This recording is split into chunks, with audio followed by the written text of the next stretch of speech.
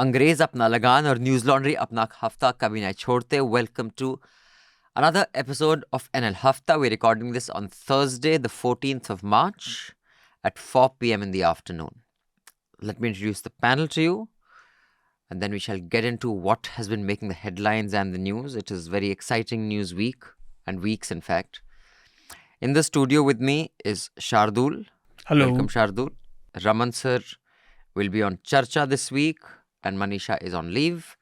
Joining us on Zoom from their respective homes is our wonderful Jayashree. Hi, Jayashree. Hello. Who's joined us from Chennai, and Jagdeep Chhokar sir, who has been on Charcha week before last. This week he's on Hafta. Welcome, sir. Those of our listeners who have been listening to our podcast consistently for the last few weeks know Mr. Chhokar. Those of you who may not, he is the founding member of Association for Democratic Reforms. ADR was the petitioner in the recently concluded, not concluded, the case has another hearing in related matters about the bonds, the electoral bonds. He was Professor of Management and Organizational Behavior at IIM Ahmedabad from 1985 to 2006. And he's joining us on the Hafta today because we will be discussing the bonds, because that ongoing saga has not been finished so far. Also, a couple of announcements. We have a few election fund projects. Thank you so much for all the support that you have given us on the election funds. The News Minute and the Newslaundry will be covering the forthcoming Lok Sabha elections together. Our teams have already started some work. In fact, one of our joint investigations on election funding, you may have seen, it's a 4-part series. We will be doing many more such reports, so I do hope you will contribute because you don't take any ads. And in this election season, you've seen every newspaper is full of ads from every political party. You can't watch any news without political ads coming. We take no ads, political or Mr. Adani's or Mr. Ambani's, which is why we didn't cover the Anand Ambani, whatever pre-wedding extravaganza. So do contribute. It is important to do because when the public pays, the public is served. When advertisers pay, advertisers are served. So let's get to the headlines, shall we? Jayashree, will you do the honors, please? Yes. So here are the headlines of the week. The State Bank of India submitted details of the purchase and redemption of electoral bonds to the Election Commission of India on Tuesday. This is after the Supreme Court dismissed the SBI's plea seeking an extension till June 30th. So we're expecting these details to be published on the EC website by March 15th, that is tomorrow. But some of the arguments given by Mr. Salve were phenomenal. I mean, I was just blown away. In Haryana, the BJP leader Naib Singh Saini has taken oath as Chief Minister. This is hours after former Chief Minister Manohar Lal Khattar and all his ministers and his cabinet resigned from their posts. Yep. He also won the floor test in the State Assembly. In fact, the JJP's 6 MLAs defied the party whip. And they showed up. They basically broke the party. So basically, they're saying fixed match hai. This is targeting the amount of states, the number of states BJP has been doing this in. Yeah, it's amazing. Yeah. Brazen. Yeah. On Monday, the Union government issued rules for the Citizenship Amendment Act 4 years after the controversial law was passed. So yes, this is big news just as soon as the electoral bonds news broke as well. And one of the voices of dissent that's saying the CAA is not a good law is from Arvind Kejriwal, who has pulled off Donald Trump. They're bringing rapists and murderers. And did you see his press conference? So he has done a super googly of everyone's opposing, not everyone, but the ones who are opposing it. Like apparently at Delhi University, there was a protest of some students who were not allowed to protest. Ironically, they were not to protest against the CA, but people who are protesting against Kejriwal are being allowed to protest. Who are not from, who are like refugees. Who are ABP. But everyone's, saying that it is bigoted, it is, inhuman, etc., etc. He has gone to the other side. He says, Chodo, let's dehumanize. Yes. Meanwhile, I think West Bengal, Kerala and Tamil Nadu have all said they will not implement in their state. But also, I don't know, it's symbolically, it's a great thing to say, but at the end of the day, I think citizenship is domain of union government, right? Yeah, although there was in the earlier draft, first, wherever you appealed or you asked for citizenship, it was at the state level. In the final notification, that has been removed. So earlier, actually, if a state said we will not do it, they could because the first application would come to them. Yeah. But now with that being removed, they are out of the picture completely. Yeah, now they're saying the applications, I think, will be processed by the Postal Department and by census officials, and security check will be done by the Intelligence Bureau. So The there's funny little thing, scope for local cops. funny thing is, Modi ji came to government saying that minimum government and maximum governance. The government and scope of corruption is increasing every day. Now post office will do it. Right. Right. Anyway, so a high-level committee on One Nation, One Election, chaired by former President Ramnath Kovind, has presented its report to President Draupadi Murmu. So it recommends holding elections, the Lok Sabha and state assemblies together as a first step. Municipal corporations and panchayat elections will be synchronized later. Yep. Which Election actually, Commissioner which Arun- also doesn't sorry. make sense. I was seeing, in fact, we'll get Chhokar Saab's view also on this. I was seeing Qureshi Saab's interview regarding this. He says, from the point of view of, holding the simultaneous election, there is, you can say, okay, fine, it is logistically possible, but the amount of EVMs you'll need, it'll take a minimum of 2 years, if not 4, to make those many EVMs, because you need more than, he says, you need triple the amount of EVMs that you have right now.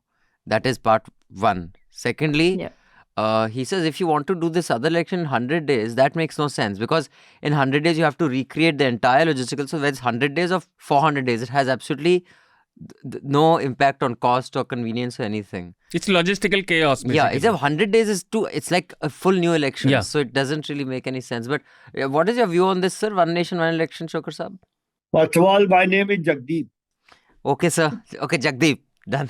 और आप छोकर साहब कहते हैं तो मुझे लगता है मैं सरकारी दफ्तर में नहीं सर, वो थोड़ा अजीब मुझे लगता है आपको ऐसे. ठीक है, Jagdeep. Done.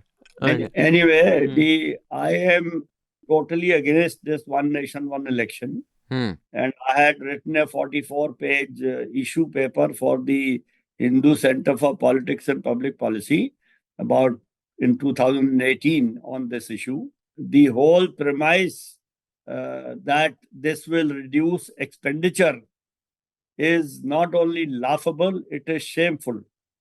To say that we should have the cheapest possible democracy rather than to have the most effective democracy, to me is very sad. Sorry? सस्ती टिकाऊ डेमोक्रेसी. I mean, सस्ती तो टिकाऊ हो ही नहीं सकती. हाँ, correct. Yes. ये कहना that development and democracy are antitheses of each other. The money that we will save on elections will be used for development. I mean, the less I say about this, the better. The other issue is that the model code of conduct stays in force and the government cannot do anything. Model code of conduct only says no new schemes which have a potential to influence the result of the election should not be introduced. It does not say all existing schemes should be stopped. Right. Number 3, they say people get busy in the election and government work does not stop. Who gets busy in the election? 4 or 5 leaders of every political party. If the election is happening in a municipality in Kerala, the whole central cabinet does not have to go there. There are local people who should campaign in local elections. And I go to the extent of saying that when the ministers, etc., whether of the center or of the states, stop doing their ministerial work for which they have taken an oath of office, they are violating that oath of office and they should be prosecuted for violating that oath of office. Correct. I mean, the whole premise is absolutely crazy and it hurts or it hits against the autonomy of states. The states are an independent chapter or independent section of the constitution. They are semi-autonomous entities. They have their own rhythm of the election.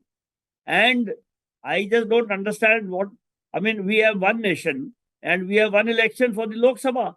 So for the nation, we already have one election. Yes. You don't have to do 29 elections for 29 states. And the other thing is, in 1967, till 1967, there were more or less one election because the Congress was all over. So how do you decide election cycles? Look at BJP, they keep dropping governments. Like, how would you have elections together? Also the whole thing that when the election happen, if one assembly gets dissolved, the election will only be for the remaining term. I don't see how that makes sense. So that means if there's If it falls before 6 months, then there'll be an election only for 6 months, then there'll be yet another election in and another then 6 months. would you reschedule So the it whole doesn't- nation? Yeah, it doesn't. And the other thing is, Yeah. let me attempt bad attempt at humor. I think they're talking about their own expenditure of campaign. They'll campaign all together. Now, also it'll be a big disadvantage for regional parties purely because of the funds. But I have an announcement before we move on. You may have noticed the Hafta has been free. It's been outside the paywall for the last 4 or 5 episodes. That is partly because, well, not partly, almost entirely because we have been facing a DDoS attack. When we are figuring out where it's coming from, we will be filing a complaint, etc. And because of that, our app was facing some issues. Therefore, we put everything outside the paywall. But now that it is outside the paywall, we're continuing to keep it outside the paywall for another 2 episodes. So if you've discovered us through Hafta on YouTube, well, this podcast is a freewheeling discussion on all that made the news, stuff that should have, stuff that shouldn't. And it was an exercise in transparency to begin with, so that the editorial and the management team of Newslaundry's politics is transparent in front of you. But over the, almost decade that we've been presenting it, many people listen to it as a source of news. So therefore, we try to give as much information as possible. So if you've discovered this through Hafta, it is free for the next 2 weeks.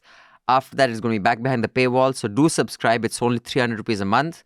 We do ground reports. We do lots of podcasts on pop culture. There are Hindi podcasts. There are 2 English podcasts on specific issues.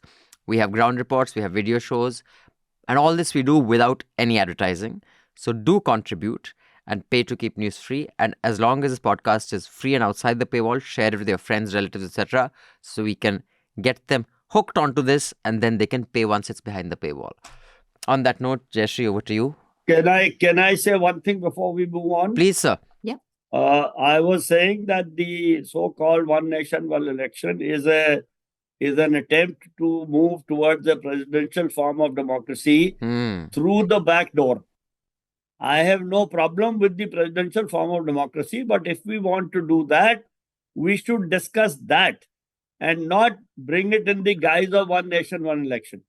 But I had a question because, this is something clearly it was about centralizing power. If they do one nation, one election, it doesn't actually, it won't curtail the powers as it exists right now in, what's on the concurrent list, what's on the central, what's on the state.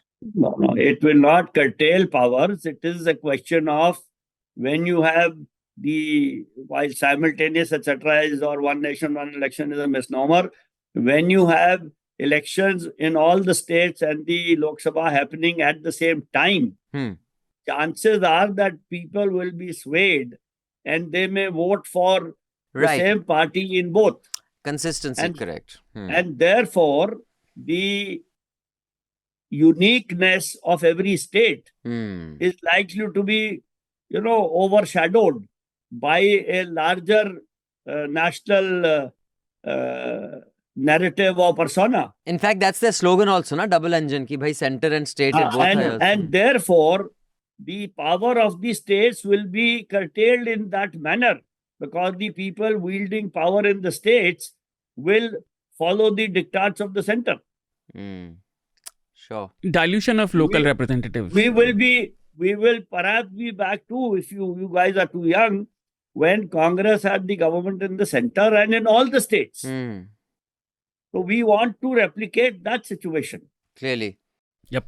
Yeah, I was going to say exactly that, which is that I think the BJP possibly believes the national election, a national issue will predominate rather than local ones, right? Yeah, which would therefore sway. Yeah. So it's basically a homogenization of national issues with state issues. Pretty much. I should also add that last month, Tamil Nadu had passed a resolution for whatever it's worth against one nation, one election, saying it was impractical, not enshrined in the constitution. I think there would be 5 amendments to the constitution that would have to happen in order for it to take place. But also, I think the BJP is brazen enough that it would.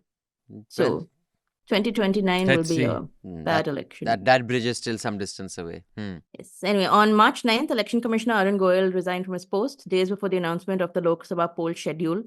So meanwhile, according to Congress leader Adhir Ranjan Chaudhary, the Prime Minister-led 3-member committee has picked former IAS officers as the new election commissioners. This is Gyanesh Kumar and Sukhbir Singh Sandhu. And some of the newspapers have already done a profile on him. I'll just check whether it was Gyanesh Kumar or Mr. Sandhu was the one who was set up the Ram Janmabhoomi Trust. I did not know that. He was the bureaucrat in charge of whatever department that was at the time. So yeah, That's worse. interesting. And I just knew that they were bureaucrats in the government, but this is like a special in one. fact, he's been reporting to the Home Ministry for a while before his retirement. Good times for us. Good In times. Bangalore, the administration has banned the use of potable water for purposes other than drinking. This includes cleaning vehicles, gardening, construction, entertainment. This is because there is a severe drinking water crisis in Bangalore owing to rising temperatures and a decrease in groundwater levels. So I was reading somewhere that some hotels are offering rain dance and Holi party in Bangalore. And of course, it was a news article that in this time they are doing that. First of all, I don't know when did they start celebrating Holi in Bangalore? Because I remember when we were in college, Holi was such an alien concept that two friends of mine, rowdies from North India, had gone to the National Law School in Bangalore, which had just opened, was about 3 or 4 years old. And during Holi, they started throwing water. Their parents were called college students that please take your child back. They're suspended for this strange thing they're doing. What is this? This is Holi. There's no one plays here, please. So Then in Chennai, when I was in college, we had Holi parties, okay, even though we don't celebrate them at all. Oh, really? So, No, Holi is fine. I mean, like your friends are exaggerating acceptance of their Holi is suffering. fine. but in the south, they don't play Bangalore. They don't play We don't Holi. at all. No, but no, like, that's not my point. My point hotels is will still have Acha, get-togethers they'll have and a things party. because- Okay. So it's not Yeah. like it's being played on the streets. It's No, not. no. Yeah, It'll be like very specifically a hotel will organize a Holi Right. party on property because they know people want to get drunk and like play and things. Yes. So that's it. Okay, But the thing is, like, you accept Holi. Holi, in my opinion, is the best festival. it's the best festival. I agree. But when there is water scarcity, like, Of then course. don't do it. No, you're absolutely right. I have no quibble with that. No, but that's why they're doing it. No, they know people will pay enough money for the excitement of at least being able to have a rain dance. So I also want to object to Jayashree saying that people want to get drunk. Getting drunk is not the only objective in Holi. Objection sustained. So the Trinamool Congress has declared its full list of candidates for West Bengal's 42 Lok Sabha seats. This was announced at a rally in Kolkata. The Congress has also released 2 lists of candidates for the Lok Sabha polls. Rahul Gandhi will again be fielded from Wayanad. In Andhra Pradesh, the Telugu Desam Party, BJP, and Pavan Kalyan's Jan Sena have formed an alliance for the upcoming polls. And in Tamil Nadu, Kamal Hassan's Makkal Needhi Mayam has joined the DMK alliance. I should add that he has been given no seats, no ticket, by the way. Oh, I He thought. will get 1 ticket for the 2025 Rajya Sabha poll. But Oh, for this one, right. he's willing to sit it out. Right. He said that he's doing it for the welfare of the country or something. So- Somewhere there is some welfare because clearly in Bengal the whole alliance didn't work. It's gone. Yes. Then the Madhya Pradesh High Court has ordered the Archaeological Survey of India to conduct a survey of the Bodhshala Temple cum Kamal Maula Mosque within 6 weeks. So And I'm guessing this is going to happen on every mosque in every state. Every notable one, at least. Or anyone when it goes to court. If someone goes to court with that please do a check of this. And in Pakistan, the Pakistan People's Party co-chairperson Asif Ali Zardari has won a second term as Pakistan's president, supported by the coalition in a vote by parliament and regional assemblies. And he has And those are the headlines. very magnanimously said that he will not draw salary because of the terrible economic situation of Pakistan. I guess not declaring the house he has in London and the billions that he has tucked away. In fact, there was a time where the speculation was Zardari was the richest politician in all of South Asia. He had even outdone some of the corrupt ones of India. But Wow. he will not be drawing a salary, so Pakistani people should be very happy. Government salary. Government salary, yes. Now, so let's start off with the electoral bond issue.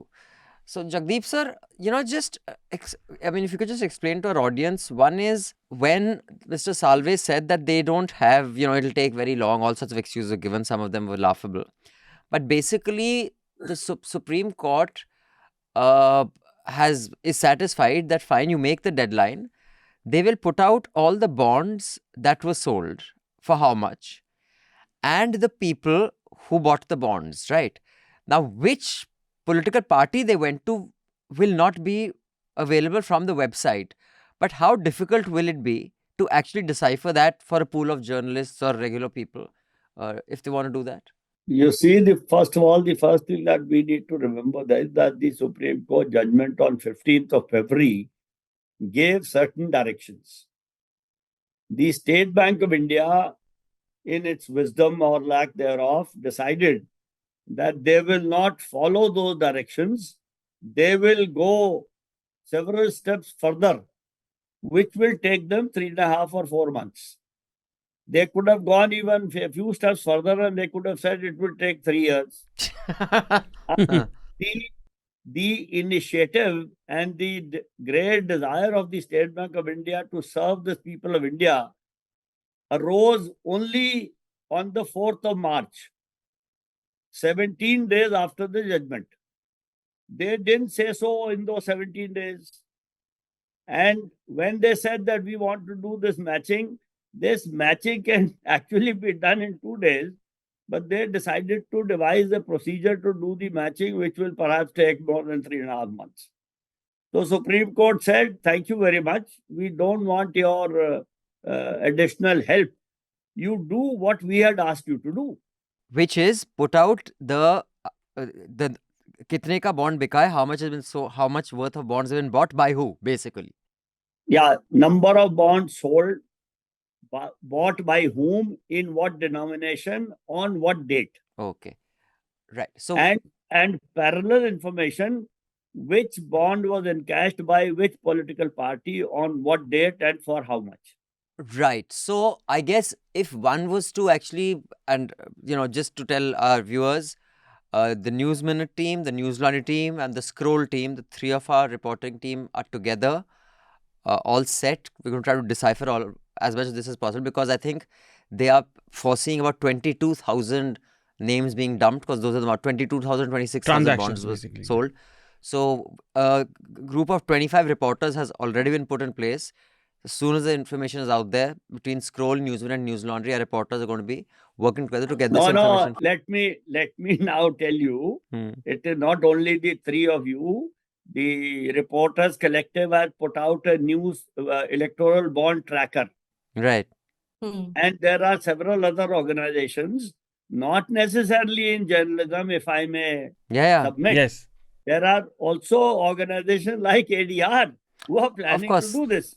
So tell me some. And also the so-called mainstream media, such as the Hindu, the Indian Express, the Times of India, everybody is sitting on it. The first thing that will happen is that the Election Commission's website is going to crash. Yes. Uske baad, when it gets up, then the action will start. Now tell me something, sir. Would it only be circumstantial? For example, the information you'll get is that which party encashed how much on what day, who bought how much. So I guess it's only circumstantial to say that suppose Shardool bought an electoral bond on the 1st for 5 crores and I encashed something on the 2nd or 3rd or 4th for 5 crores. It is probably that has come to me. But it won't be conclusive, right? It will only be circumstantial, whatever information will be. Conclusive, it can never be. Right. Nothing can be conclusive. Because Shardool, after buying the bond, could have given to Jayashree. And Jayashree could have given to me. And I could have given to XYZ. And then that XYZ could have given it to you as a political party. Right. So there is going to be many such things. But while we look at what are the drawbacks or the pitfalls in this so-called matching, we should also remember that the window between a bond being purchased and the bond being redeemed is only 15 days. Right. And the location where a bond is bought and where a bond is redeemed also has some information value. So what exactly would be possible to do and what exactly would not be possible to be done can only be known when we physically are in possession of that data. Before that, it is all speculation, and I can give you thousands of permutations and combinations which can reveal XYZ and which can hide ABC. Right. So all this speculation is actually not leading us anywhere. We have to hold our horses, wait till the data becomes available, and then look at it and try and find out what we can make of it, rather than what a lot of people today are doing is what we cannot do with it. Right. So, And that will happen only when we have the data. so Let us see, there is a company which has got a 10,000 crore contract, and that company made a donation of a significant amount a week or 10 days or a month before. So all that will have to be correlated. There will be donations made possibly by shell companies, and it would have to be found out who is actually behind the shell company by, as the expression goes, lifting the corporate veil. So a lot of things can happen, and we will have to then focus on what we can get. In case there is some major roadblock and nothing can be found out, then of course the Supreme Court is always there, because the fundamental rationale of the court in its judgment was the electors must know who has given how much money to a political party. That objective will have to be met. If it cannot be met by the modalities listed out by the court in its order, then new modalities will have to be worked out, and the court will have to permit that. Right. Out of curiosity, this so electoral bonds, but they wouldn't be, say for the BJP, for example, they wouldn't be their primary. I mean, they'd be a much smaller source of their funding, right? There are likely to be much bigger ones that we wouldn't really know. No, that is another huge story. Hmm. The former secretary to Government of India who started this bond scheme, Subhash Garg, is on record saying only 5 to 7% of the money that is used by political parties is ever declared. Right. 5 to 10% is ever. 5 to 7. 5 to 7. My God. I was on a discussion with him, with Vikram Chandra. He said this in my presence. So electoral bonds are a part of that 5 to 7%. Right. There is a huge, 200-ton elephant.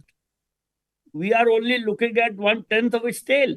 Yeah, and just imagine that the size of the political economy is just enormous. But the last time when we recorded this, I think this was the judgment had just come out. Yes. And I think Jagdeep sir was on Charcha that week, and General Saab was on Hafta. Yes. And one was foreseeing that they will try to dither and they'll try to get out of it. But I think generally General Saab was quite confident that the Supreme Court would prevail. But from here on, what are by the way, did Shardool, Jayashree, did you see the court proceedings? Did you see Mr. Yes. Salve arguing? You did? Yes. Yeah. So your takeaways, Shardool, why don't you go first? Then we'll come to Jayashree. I have so many things to say. Please do. One, initially I was like everybody else, like most people, very offended and, sad. And sad is not the right word, but dejected. That look at what SBI is doing. But then I was happy. Look at the balls on these people. This is the highest tier of hierarchy in India. The Babudam. They were essentially telling Supreme Court, lunch ke baad aana. That is exactly what they were doing. Lunch ke baad aana bhi nahi aayi. That's what SBI has been doing to people all along. But they were telling Supreme Court of India, the gall on these people is amazing. And for once it was out in the open, and court said it, we never asked you to match it. And Harish Salve, he didn't look like Harish Salve. He was looking like Harish Salve, but he didn't sound like him, because generally he makes very cogent and intelligent arguments. And he said, my lord, we will not be able to match. And Justice Gawai sort of interrupted him. We never asked you to do it. The judgment precisely says what you have to do. SBI must disclose details of each electoral bond encashed by the political parties, which will include date of encashment and denomination of encashment of each bond. The only problem which we are now trying to collate the information and create is because we are having to actually reverse a whole process. If you see the directions which we have issued at page 76, My lord. we have not told you to do the matching exercise. We have asked you for a plain disclosure. Therefore, the ground on which you seek an extension of time to make the disclosure does not accord with the directions in the judgment at all. The other thing is what Chhokar sir said. Irrespective of who bought the bond, so there are angles there. It can be a legit buy or an illegitimate buy. Illegitimate buy can be a shell company or just random representative, which we have seen so many times. Our politicians are not smart. They are just organized. Maybe it's a carpenter. Maybe it's their Mali. But even during that entire Vasu NDTV, when they had done that story on Gadkari's companies, it was the directors were drivers, Yes. peons, etc. So this is the problem. The other thing is, I was listening to somebody from ADR. I don't know which program and who was there, but it was not Chhokar sir. That the electoral bond is like a bearer bond, essentially. And it had a hidden number which could be read under the UV light. Right. But they are not mentioning it on the data they are releasing it. That number is not mentioned. So have they destroyed those bonds? Because we should not make like... So after it's been cached, I mean, is there any record of that number is what you're saying? That unique alphanumeric number. The question in my head is, like Chhokar sir was saying, let's say we are not able to find out and it again goes to court. Have they destroyed those bonds physically? Because otherwise they can be read. Right. So if they have, then there's no way of really knowing which bond can be matched with which Otherwise, entry. it's all conjecture. Understood. And one last thing, and I'm really happy about, for once, in this country, people would be applying their minds collectively. A large number of people Yeah, I think that is what's most exciting, the collective action of different organizations, teams, journalists, academics, and all of us who fancy ourselves as Sherlock Holmes or Edgar Allan Poe everyone or coming Hercule together. I think Poirot. that's fantastic. I think because that is something that was missing in our general overall social and political discourse of different teams working together for something. I think after a long time, something like that is happening. Jayashree, your takeaways from what we have seen in the Supreme Court play out? I mean, I think it went along expected lines. Only I think I was surprised that the court finally, which has sort of steadfastly stood behind the government in so many issues of importance, I was surprised it made a very correct and democratic sort of decision, which is great. So, shouldn't critique it. On the court hearing, I mean, I saw something funny online, I think, which said, so SBI sends a PDF file needs a password. What if the password will be shared via a website, and the website will need an OTP? Then to get an OTP, you'll have to have a phone. For the phone, you need an app. Then for the app, you need KYC. So finally, at the end of the day, the Supreme Court will have to go get its KYC details, and then you'll get it. So basically, the SBI tried its best just to slime out of it. And you can see what a dishonest plea they were making. I mean, this entire thing about information silos and all, I thought it was absurd. And then as soon as the court said no, it produced the data very promptly. And it has produced data very promptly also in the past when the union government has needed it. So why was that plea filed at all if the data was ready the very next day? I mean, this is just sort of attempts to conceal. And I think these are the questions that, the media should also be asking. Also, I feel like I know everyone's very excited and we're wondering what form this data will take and what patterns we'll, sort of identify. But I feel that there are so many small stories that are going to come out. Like the very one, for example, would be the IFP Agro in Calcutta, which has said now that it's paid 40 crores in electoral bonds in the first 9 months of 2023. And this amount is 3 times its after-tax profits. And its disclosure to the National Stock Exchange had said that this was done in the best interest of the company due to excise-related issues that the company is failing. And there's even a video from there's literally a video from the AGM where the Joint Executive Chairman Bikramjit Nag is saying, we bought bonds on instructions from the government. It's something that we as a company have not done before, but we have been made to do it.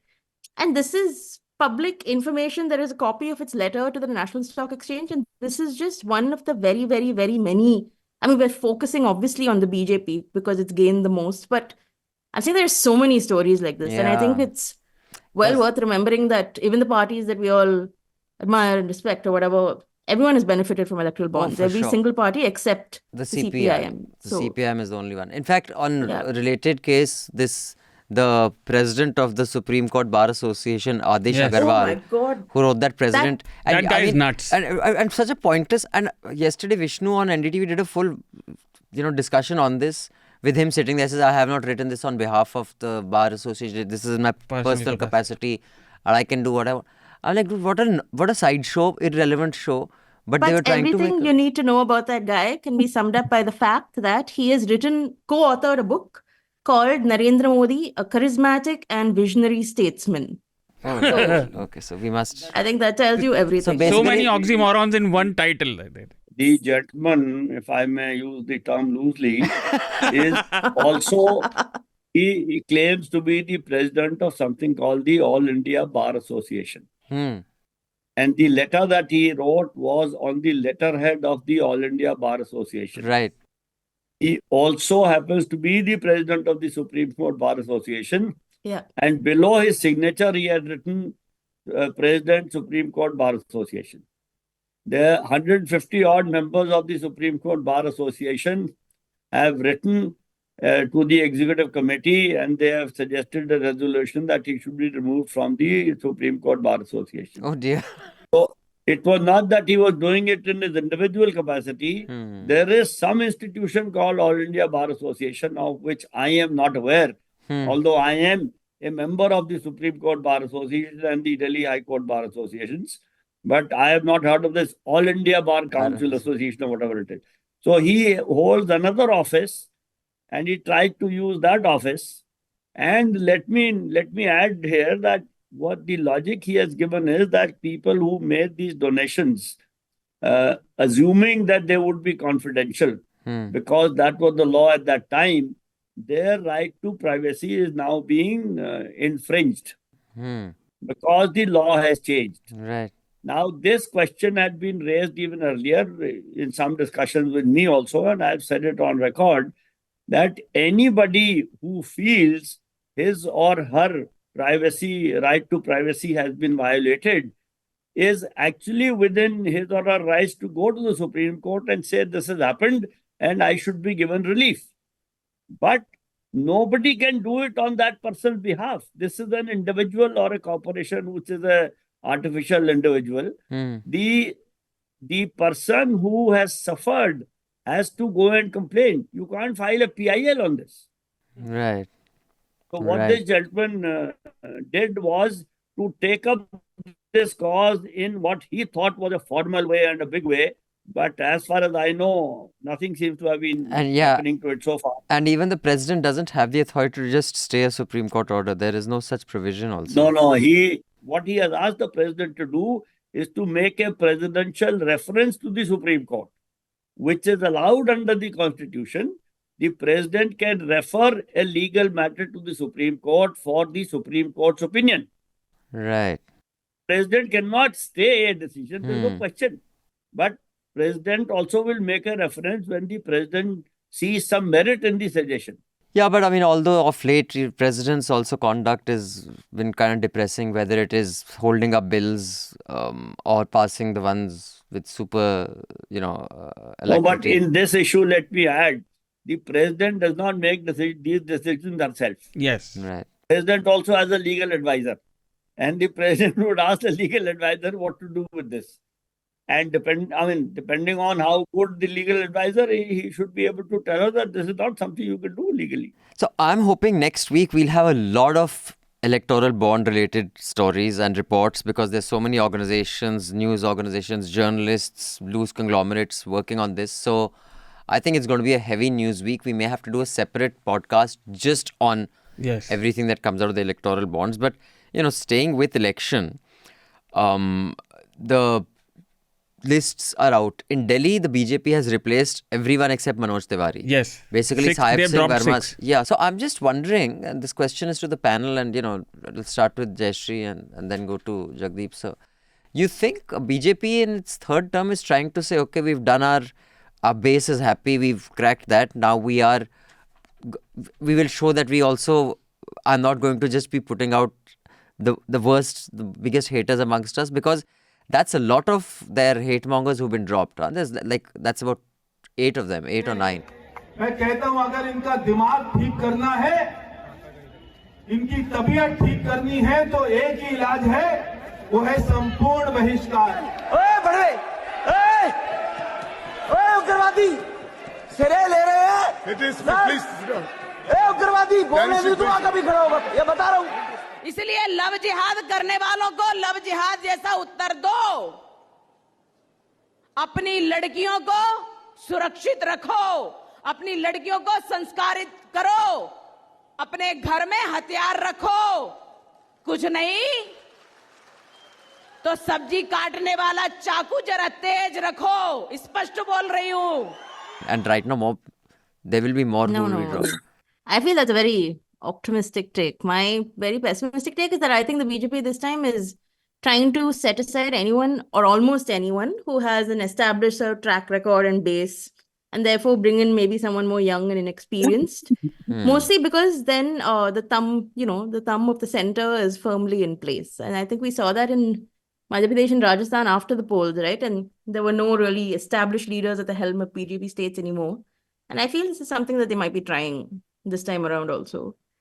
And I think I will be proven right. But I should say that in Tamil Nadu, it's all very depressing for the BJP. I feel like I say this every week, but I might as well. So Modi is coming, I think, for the 4th or 5th time. And so far, nobody has come into alliance so far. So this is like my weekly update on the BJP in Tamil Nadu. So only the Tamil Manala Congress, which is GK Vasan, has joined hands with the BJP so far. So in his previous visit to Tamil Nadu, I think Modi tried to make some overtures to the AIDMK. He used pictures of Jayalalitha and MGR on campaign material. But the AIDMK was wildly unimpressed and has angrily called it cheap politics. So the rift between them has grown even wider. Speaking of, what's happening in the court today, the Supreme Court, the Ajit Pawar versus Sharad Pawar faction matters in the Supreme Court, right? Yeah, the Supreme Court told Ajit Pawar that you can't use Sharad Pawar's photo because they were using his photo also in their campaign. I was like, with the election symbol. He said, yeah, you've got the symbol. You can't say we'll also use his photo. So, but that's what you call guts. But Times Now is doing its best to, do the BJP campaign. They did that big town hall with, what's his name? The BJP guy who's supposed to be making the BJP a force. The former cop. Annamalai. So they had this big Annamalai thing, and as if he's like the second Modi, the man spearheading BJP's big Tamil Nadu push. He takes whatever Rahul Gandhi to the cleaners. He was making fun of everyone, all these youth.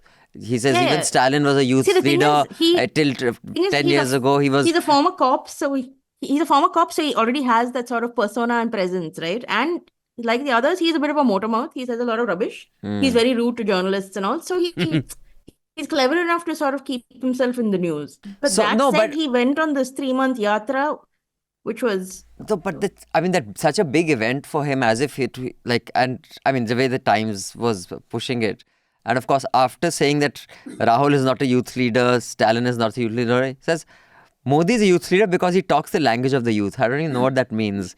But anyway, that was that. What? So what do you think of the lists, at least the names that have come out? You think BJP is going for a softer image this time? You see, I normally don't comment on individual parties. Right. But given what you have said, I think what is happening in BJP is that the central grip is being increased in every state party. You have chief ministers whom people have not heard of. So I think it is whether it is removing motor mouths and bringing good people. I don't know how many of these new ones are going to be motor mouths. Right. Number two, this youth business, I see it as a move towards centralizing the whole thing and nothing beyond that. Of course, winning the election is obviously the overall goal. Sure. And in that also, I think the campaign by that party is entirely centrally driven. There is very little initiative with the states as far as I can see. Oh, yes, absolutely. In fact, Kumi Kapoor's column in the Express, I don't know whether you read it this weekend, that they had a committee for the Lok Sabha ticket distribution, out of which I think it has 5 chief ministers, which includes Yogi Adityanath, it includes Himanta Biswa Sarma. It has 5 chief ministers, and it has Nadda, Modi, Shah. The chief ministers were kept waiting for 3 hours because Mr. Modi and Mr. Shah were in another meeting. So they were, whichever the BJP secretariat, wherever the meeting was, they were waiting there for 3 hours, 5 chief ministers, among other people. And then when the meeting started, a list was prepared. Basically, it had already been prepared. And these guys had parliamentary board. So yeah, I mean, clearly it is already centralized to an extent which, other than the two big, other than Mr. Shah and Mr. Modi, no one matters at all. Yeah, I mean, in decision making, yes. But like, you'll remember we had discussed on our podcast, like, there are, like, if you look at the picture, there are a lot of people who are generally not known in journalistic circles. They are organizational secretaries, which move from organization to organization. But I sort of fall on more on Jayashree's side, but not pessimistic, more jaded. So one, Mr. Modi has been changing candidates since he's been fighting elections every 2 or 3. This is how, one, he tries to tackle this sort of anti-incumbency and the staleness of the candidate. Second, no matter how centralized it becomes, like you understand it more than most people, it is a working cadre-based organization. And I know for a fact about Pragya, a lot of local people were very unhappy from her. I see. Because there was a lot of organizational friction within the cadre. Because, I mean, she was not maybe She's from doing your the area. work. Or आपके भोपाल की हैं. I used to be from Bhopal, but that's ex now. Right. But the point is that she was not, one, helping the cadre, and two, she was quite uncouth in personal life. She was not a pleasant So person she to was- talk to. But I mean, like Parvesh Sharma here. Yes. What's his name? The guy from Tughlakabad, Biduri, Ramesh Biduri. Ramesh Biduri being dropped. Hansraj Hans. Hansraj Hans was a non-performer. I'm guessing he wasn't a motor mouth, but Hegde was a motor mouth. He used to say all sorts of stuff. No. The point is what has just been said. It is a cadre-based party. It is a very disciplined party. Now, how does one enforce discipline? And how does rigid discipline compare to democracy? And I have one other sort of guess in why they're changing. If you understand how that organization works, like people invest lifetimes, there may be some people, and it is my conjuncture of how I look at the organization. Once you become an MP and you complete the term, you have pension for your life. So people are being settled also. There might be some people like that. Sure, yeah. You have, in fact, other than pension, you also get medical benefits for life, right? I don't know think about that's- medical, but because that's huge. I mean, having medical benefit for life is No, let me again. Yeah. I am sorry to disagree with you on almost everything, but people are cadre-based for life, not for BJP. They are cadre-based for the parent organization for life. Not committed to BJP for life. Right. People are known to have left BJP, gone back to the parent cadre, and also moved to other parties. yes, So BJP members are not for life. In fact, this is. Membership of another organization is for life. I think this is one of the few BJP regimes where the loyalty to the party is almost as solid as the loyalty to the. Like, Yes. one often heard about the friction between Atalji's Yes. BJP and the RSS. It was not even under hushed tones. It was reported in papers. Out in the open. It was out in the open. And I guess every BJP since. But this is one BJP where I think that overlap is almost complete. And it's not BJP, it's Modi. And people have loyalty to Modi rather than BJP. because he was a pracharak. I mean, yeah, but so was Atalji, right? No, but like Atalji was a different kind of, like he was a You have parliamentarian. corrected yourself, Abhinandan. The loyalty is not to the party, it is to a person. Exactly, yeah. It is- Yeah. So, And a person-oriented leadership is, as far as I know, the antithesis Thesis of RSS. exact. So, which is why they're in this tricky situation where it goes against everything that they stand for, but they've got the most this time than they'll ever get. like they've made which is so why you many keep- gains. Which is why you keep hearing, oh, they're unhappy with him, but they're happy, but they're unhappy, but they're happy, but they've never had it so good. But, just, moving on to, Yeah. because we have another 15 minutes or so, I just want to get the panel's views on this whole CAA, Yes. that has been enacted. How many, it is only, just for our audience, it is only valid. That means people who came in as refugees to India from our neighboring countries, but only minorities, which means non-Muslims, because Bangladesh is an Islamic country, Pakistan is an Islamic country, Afghanistan is an Islamic country, will be given citizenship. But no one after 2014. which December was- 31st, 2014 is the date. So now, is it an election issue? Can it become an election issue? Well, I understand that it polarizes, but I'm just wondering how many people actually vote on this issue. Are both BJP and the opposition overthinking this as an issue? Or is it one of those things like Kanhaiya had once, I think, very accurately said that whenever, Modi ji wants to distract everybody from something, he'll just throw football and the main issue we will talk about, people will talk about something that has no relevance to anything. Do you think CAA actually, both the BJP and the opposition is making too much of something that actually will have very little significance in the lives of most people, or even as a voting choice. Like even Arvind Kejriwal's doing a Trump that they are rapists and murderers and your bahu betiyan safe nahi rahengi agar wo aapke locality mein aa gaye. How many people are actually going to vote on that basis? Shardool, why don't you go first? In my opinion, this is a way to mobilize and sort of enthusiasm, fill your cadre with some sort of enthusiasm, like we have done it. Because if you look at it, they passed it in 2019 and the date is 2014, but they notified it in 2024. So essentially 10 years have passed. But anybody who came after December 31st, 2014 will not be covered under CAA. Right. And you're notifying it after 10 years. The citizenship time limit is 10 to 12 years anyway in India. So there are already laws that useless. they could have got. The person would have already got citizenship anyway, with or without this law. Yeah. So this is, in my opinion, just for mobilizing their cadre and vitiate the environment more, because we must accept the hate for Muslims in India has become mainstream. Yeah. People are so openly talking about these things, which it's disturbing. But The 3 channels shows have been pulled on by an association that they are a part of, and those guys still have shows. I mean, it is so brazen that the editor doesn't even feel ashamed that let me take this person off air. I mean, they took Rajdeep off air for a month because he said something about something that was hanging in the Rashtrapati Bhavan, the portrait about Savarkar, which was untrue. On this, the guys haven't been taken off. So yeah, you're absolutely right. It's mainstream. And so they are trying to sort of mobilize, like charge the people who are in support of this. Jagdeep sir, what do you think? Is it an issue that impacts enough people for it to be an election issue? It depends on how you define an election issue. I agree with Shardool in this case. It is not an issue on which people will vote for or against a particular party. This is, raising memento, raising morale, making people enthusiastic, as he said, mobilizing people and giving them something to feel good about, etc., etc. This is a mahal banane ki baat hai. It is not specific voting issue. It's sort of a macabre, sadistic happiness.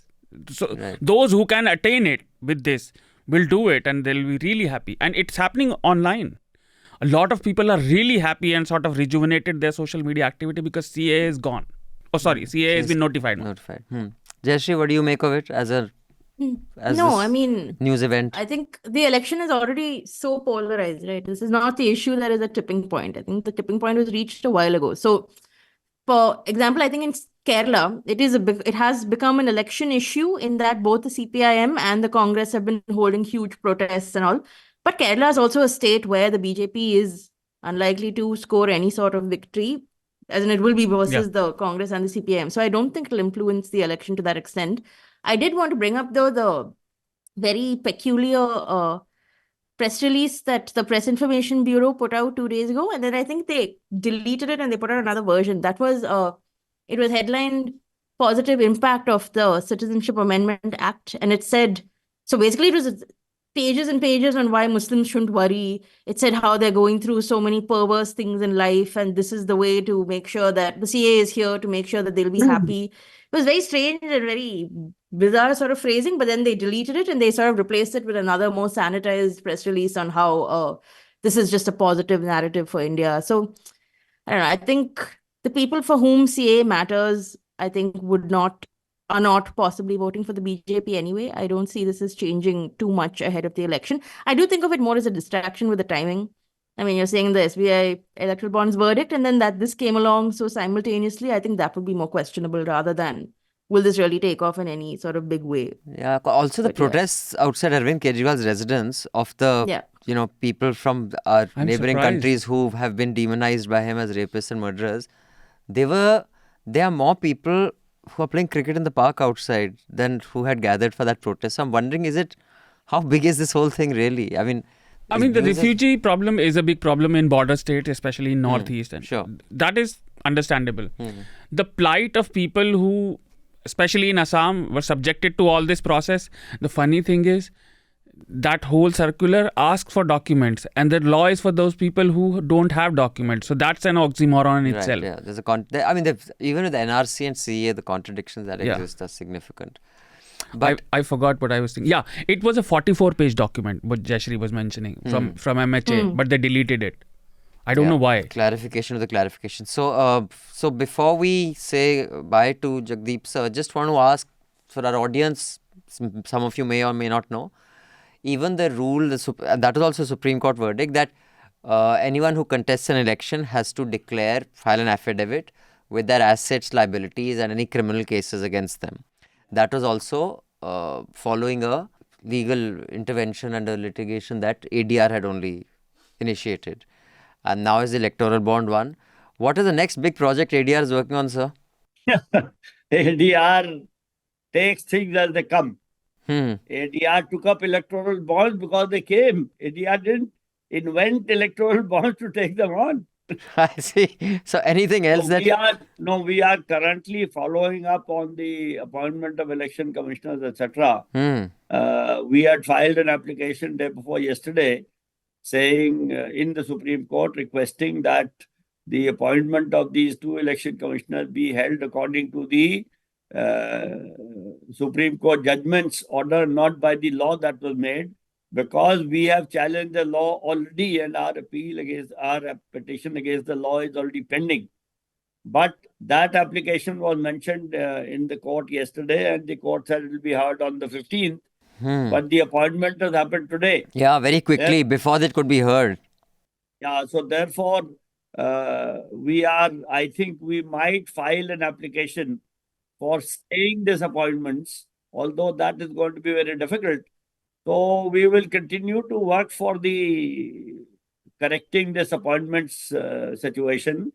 And even the criminalization thing, we have a lot to do, because when we started doing that, the percentage of MPs in the Lok Sabha was 25%. Then now it is 43%.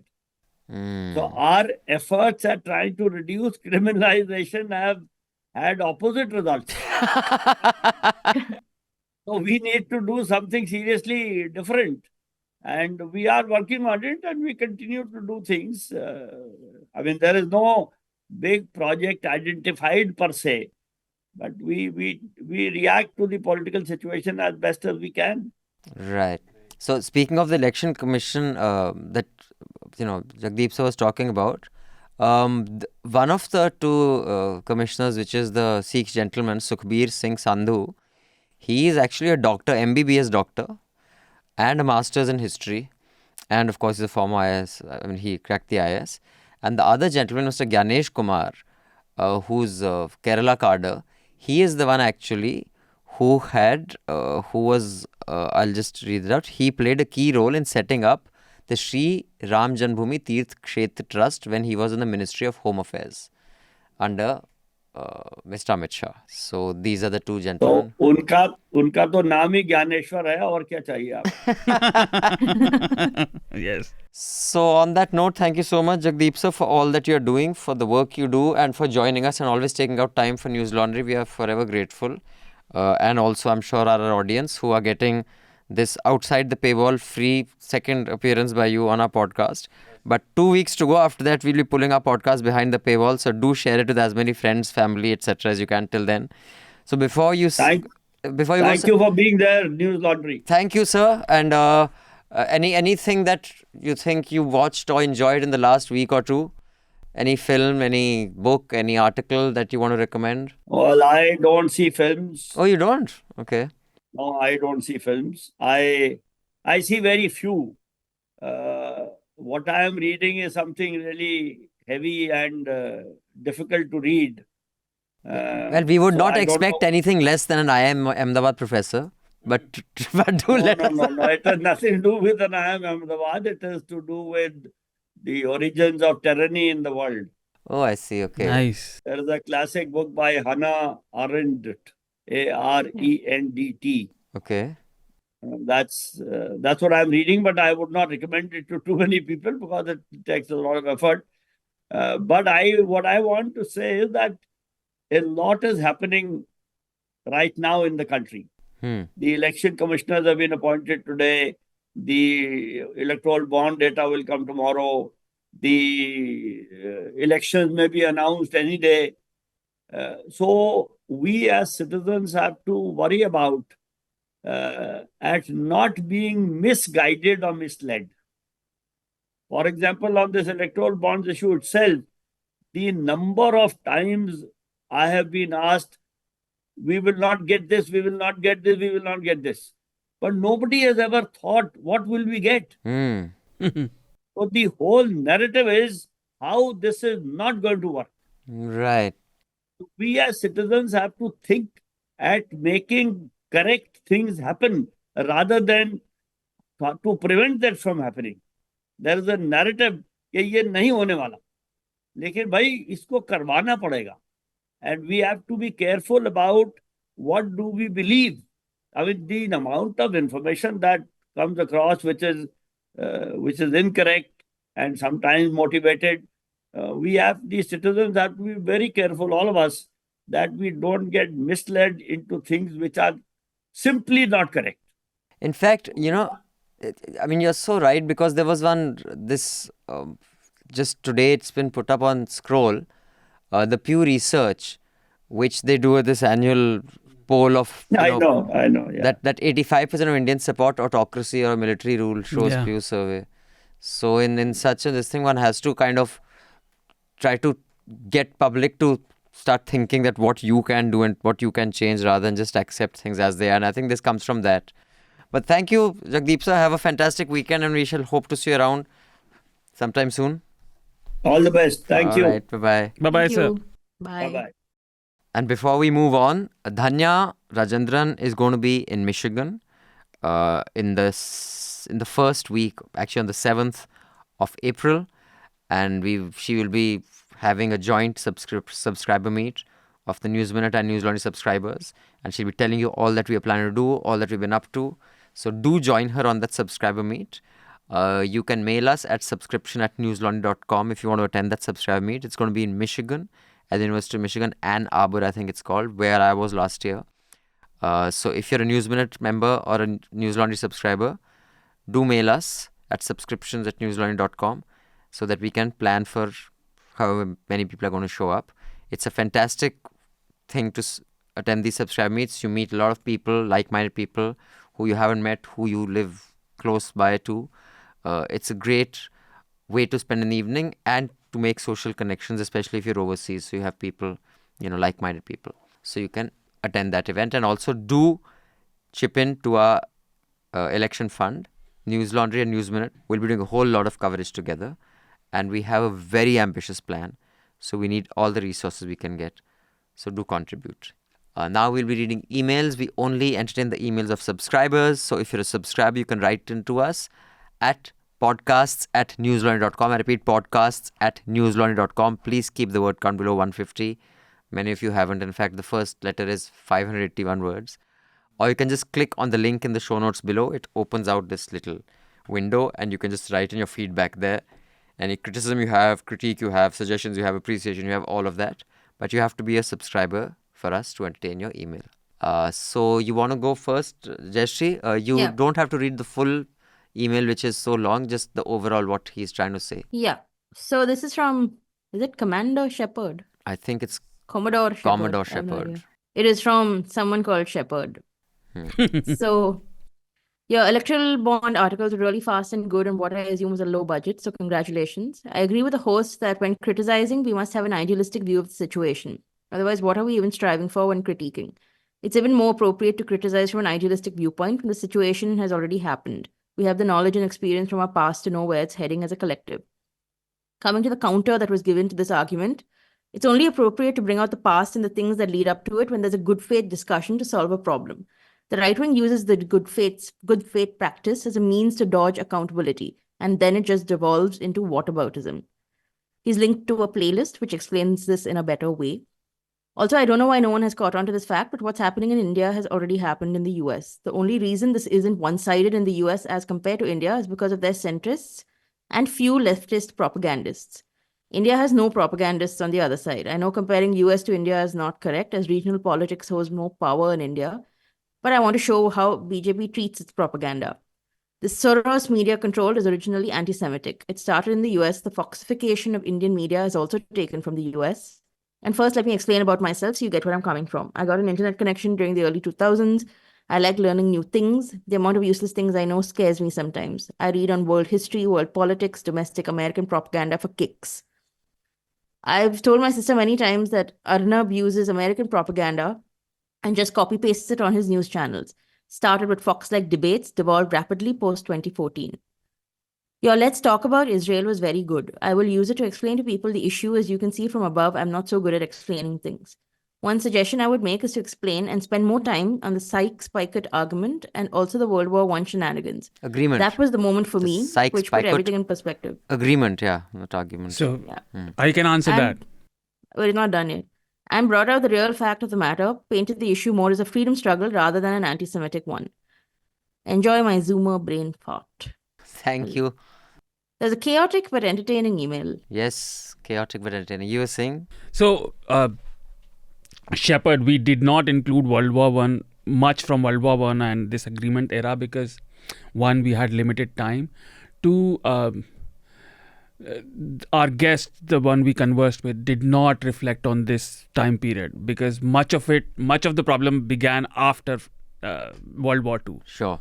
Yeah. This is why we excluded it, but thank you. And regarding that, the foxification of media, you're absolutely right. That they've just taken Fox and copy pasted. I think this has been, observed about how Arnab had taken it to the next level. But I think more important than that, why I think that comparison doesn't work, that institutionally America is extremely strong, which is why I think this comparison doesn't work, because institutionally America is so strong that someone who is, the richest guy there, who is an immigrant, who's not even, Native American, though none of them are, but not even American by the modern American standards, which is Elon Musk, can daily, provoke Biden.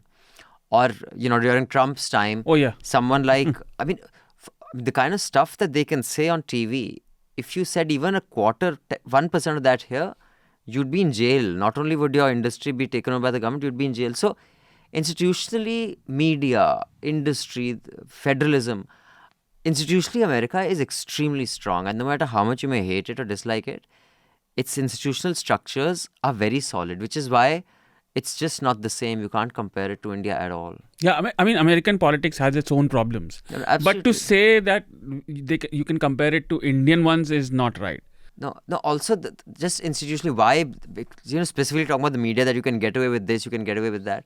Here, institutionally, their things are very. The autonomy that different arms have. The Article 1, the absolute freedom of speech and the very adherence to individual freedom is a lot there, and people value it also. Sure.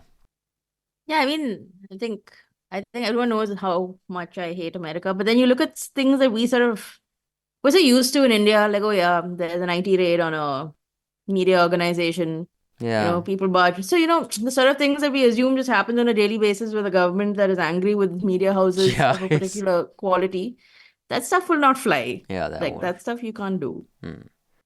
Anyway, the next letter is from Nithila, who says, I appreciate Sudipto's points last hafta. I think he was being misunderstood by the rest of the panel.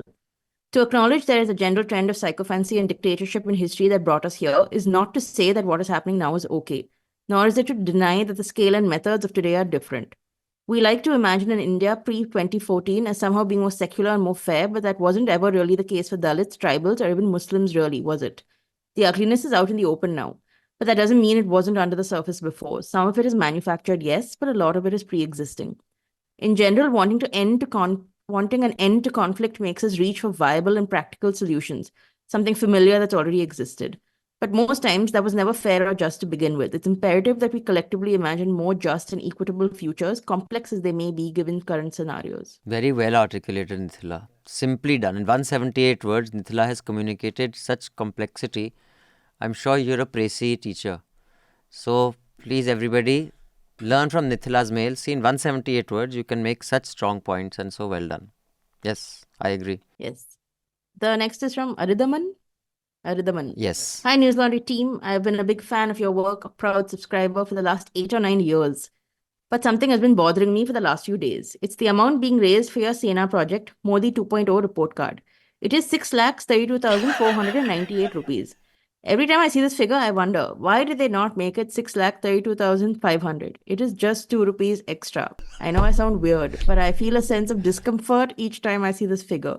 I keep wondering, why are they not raising extra 2 rupees and making it even? To the point I am compelled to write this letter and ask for an explanation. Can you please explain how you arrived at 6,32,498 and why you decided not to make it 6,32,500? Interesting, Aridaman. I mean, Abhinandan is stumped. Before you say anything, this letter is such a wonderful window into how human brains work. The shit sometimes just bothers us. There is no rhyme or reason for So, it. Aridaman, actually, usually earlier I used to sit on the overall budget. I don't anymore because I always used to round it off. But I think what happens now is, but because I'm CEO and I would just say, okay, round off to this. If it's come to 632, I wouldn't have done 500. I would have taken it to 635. I would round off at 634 or something or the other. I think basically after Chitranshu and the team make the budget, I think accounts adds the 18% GST because as we have to pay GST while print doesn't pay GST.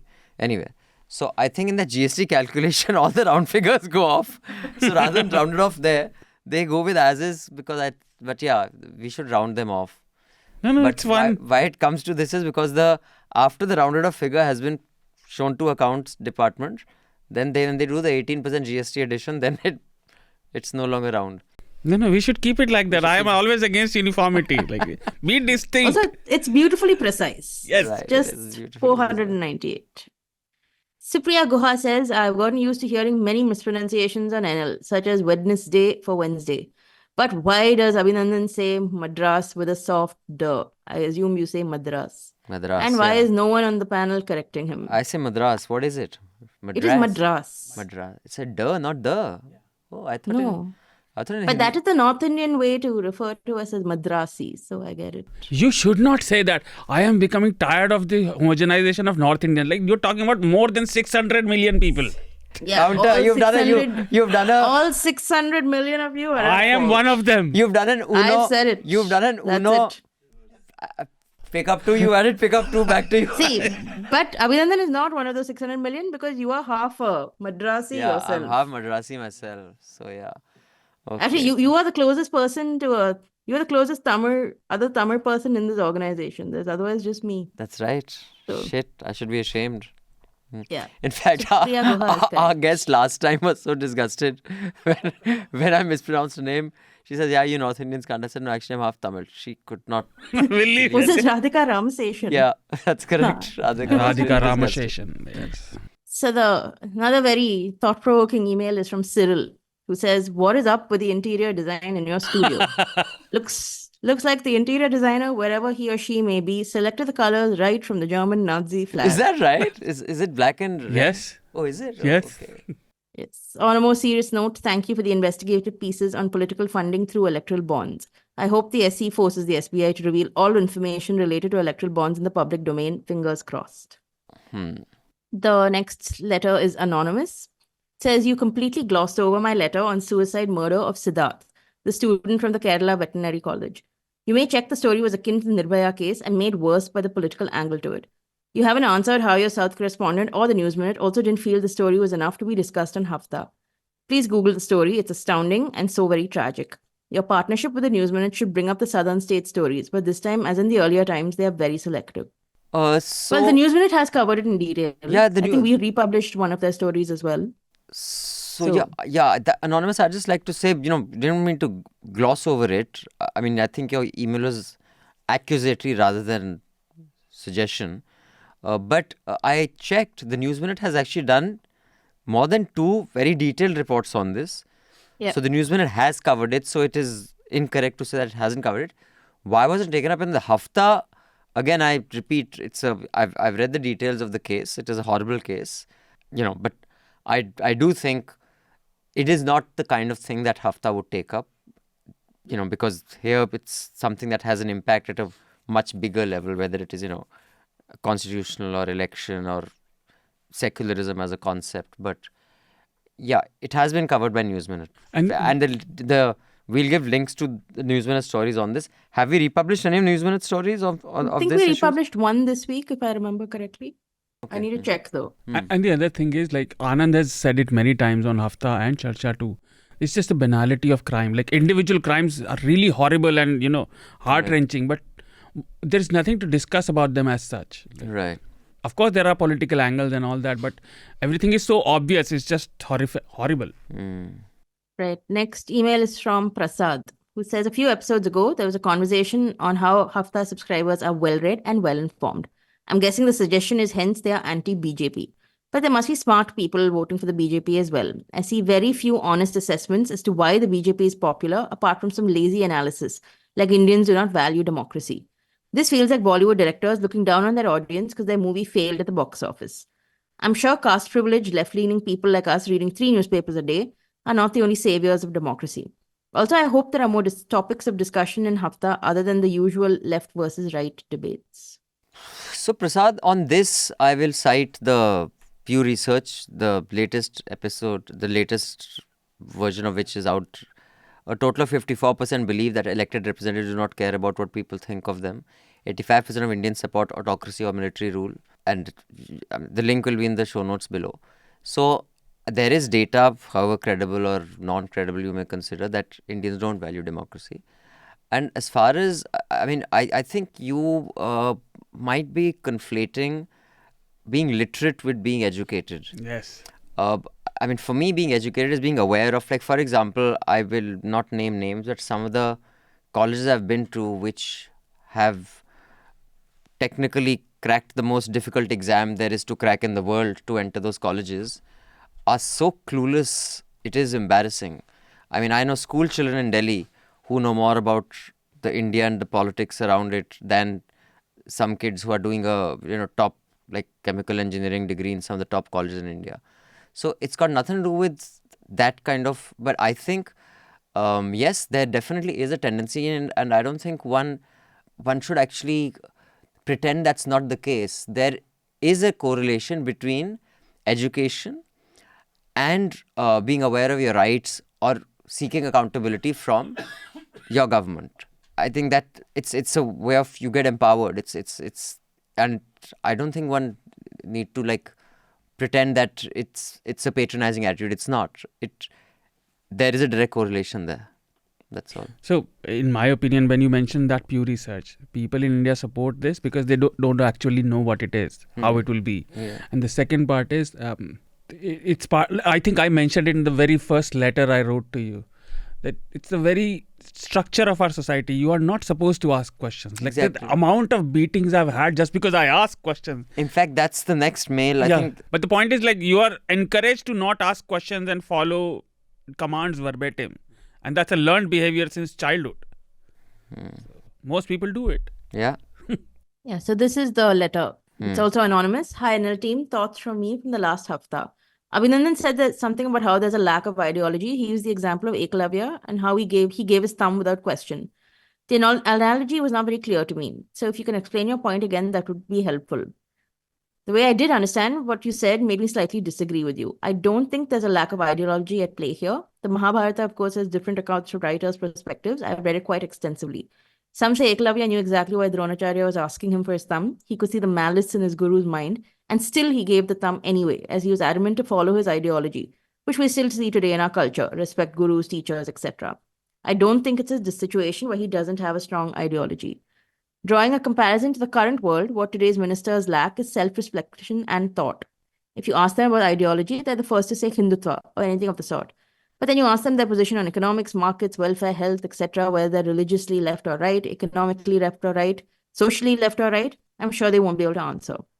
In fact, I'm quite sure a few of them brand everything as leftist. For example, if you look at the BJP's politics, they may be very hard on right-wing politics on their religious scale, but economically they launch welfare schemes which may say they are more centrist economically. But unlike Eklavya, none of the MPs I feel would be able to have strong opinions about what they actually stand for, which is why we see horse trading. Lastly, feedback. Tippani has become very irregular. If you have Abhinandan backfiling for Manisha, please shower love on Tippani too and get someone to cover for Atul. It's the first thing I see on a Wednesday. Wednesday. She pronounced it correctly. But okay, maybe when she's not there, we'll try to convince Shardool to do Tippani when Atul isn't around. Although this week, next week, I will be doing nuisance because Manisha's on leave.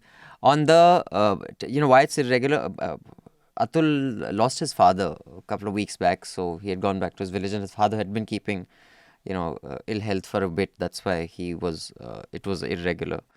But on what you said, actually, it was the context, Anonymous, was not ideology. It was, we were talking, Sudipta and I was talking about that it is impossible for there to be a revolution, no matter how much injustice we see in India. It is impossible for there to be a revolution because it is very deeply ingrained in our psyches that this is how it is. You will not push back. And that was the example I was giving, that in our country, people will be okay with Scindia. People who are born to rule will rule, whether it's the British, whether it's the Congress, whether it's the BJP. Like all these guys sided with them only, no? They sided with the British when the British were around. They sided with the BJP when BJP was, they sided with Congress. And all the rulers are okay. I'm saying if tomorrow Nikki Haley says, you know what, forget it, I don't like the Republicans, I'm joining Democrats. Her base would abandon her. Here, your people go with you no matter what you do. Because they don't think ideologically. They are just sworn to the loyalty of one person. And that is the example I gave. Eklavik should have told him to fuck off. There's no way I'm giving you my thumb. Why should I? But that is seen as something that is great ideologically, like you've said. It's not. So that is the point I'm making, that it is impossible for there to be a revolution here because the Eklavya mindset is very deep in us. Like this JJP, by the way, I was wrong. Not 6 MLAs, 4 MLAs of them defied the party whip. But even if 6 had, it doesn't matter. And, I want to mention this, and it's just my anecdotal. Indians do have a tendency of becoming self-centered really quickly. And I used to give an example. Like I used to watch lawn tennis. So Todd Woodbridge and Mark Woodford used to be number one for consecutive years again and again. And Bhupati and Leander Pace just came up and gave them sort of the challenge for a couple of times, and their internal fraud was so much that they... In fact, the pair separated. Yeah, there's a documentary on that also. And I don't understand, but this is a very Indian thing to do, to become very individualistic and not trust people around you, even in your community. Or just your community. I think just the whole of not questioning authority is a follower of the caste system, and therefore we accept anything that a king does. Then Subhash Wankade says, hello NL team, given the electoral bonds theme, I have an interesting link to share from my news feed. This talks about the EU's new rules of transparency and targeting of political advertising. Please take a look before the episode. Sending a whole team wishes for the spring. Thank you so much, Shubham. We shall share this with the team and maybe they can watch it. The link to what Shubham has sent us is in the show notes below. EU introduces new rules on transparency and targeting of political advertising. Right. So fine. Thank you, Shubham. Then Dheeraj says, hi NL team, loved Sudipto's point of views as a fellow Kannadiga and was happy to hear him talk Tamil. Next time, Sudipto, make your points in Kannada. Haha. English. Hindi, English, hi. India people are not capable of revolution. I am not going to say 1857. A revolution does not need to be bloody. Mayawati, Mamta and even the rise of BJP is a revolution enough, don't you think? To know more of Hindu atheism, I am not playing with words here. It is Hindu atheism. Or the more known Nastik was a philosophy. The etymology of Nastik will take you to Karvaka. Charvak, acha. I am not an expert, but this is what my research has come up with due to my own atheistic beliefs.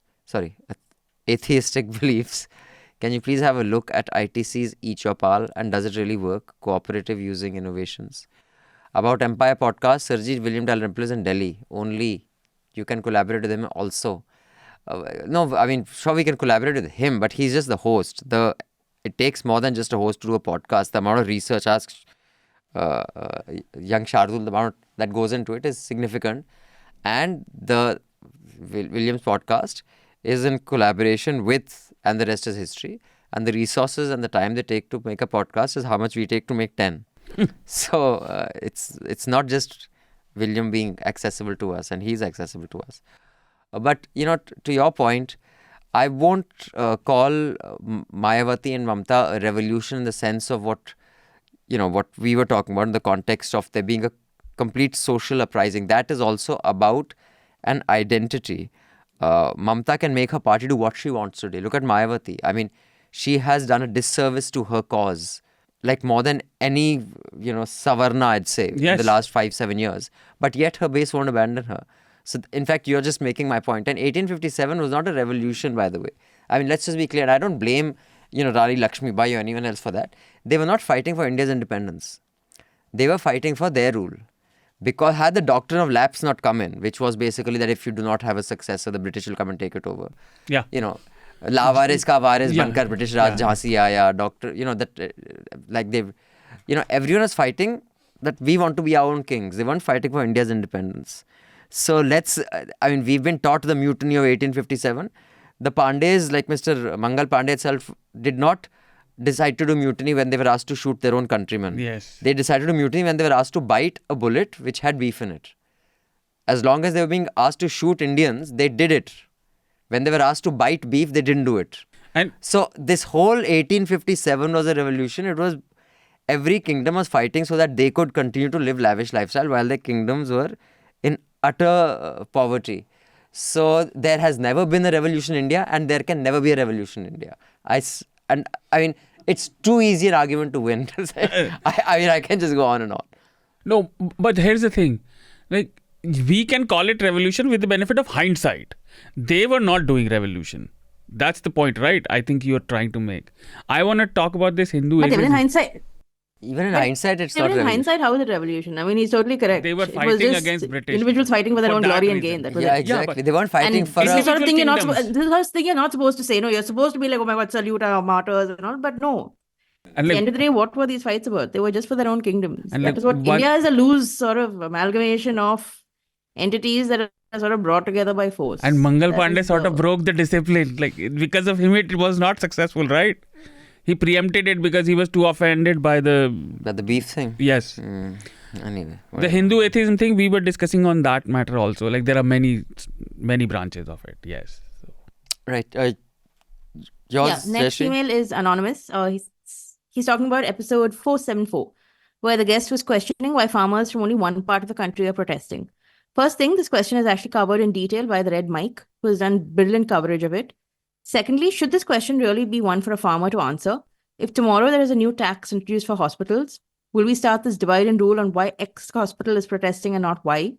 Regardless, this has not been a question of farm laws anymore, but of oppressing the rights of citizens. There is a 21-year-old kid who died, and frankly, no one was surprised or bothered by it.